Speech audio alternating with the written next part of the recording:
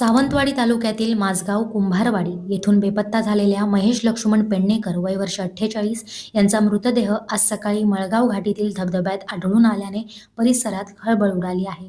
मृत्यूचं नेमकं कारण अद्याप स्पष्ट झालेलं नसून घटनेची माहिती मिळताच मळगाव येथील ग्रामस्थ तसेच सावंतवाडी पोलीस घटनास्थळी दाखल झाले.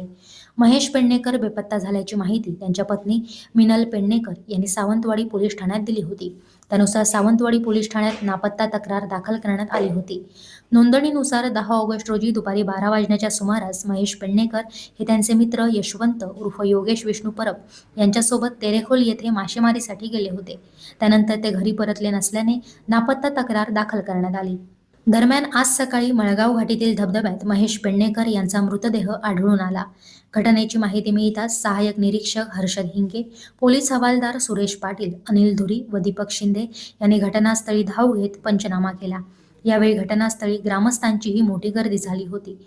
पोलिसांनी मृतदेह ताब्यात घेऊन शवविच्छेदनासाठी सावंतवाडी उपजिल्हा रुग्णालयात पाठविला आहे. शवविच्छेदन अहवालानंतर महेश पेडणेकर यांच्या मृत्यूचं नेमकं कारण स्पष्ट होणार आहे.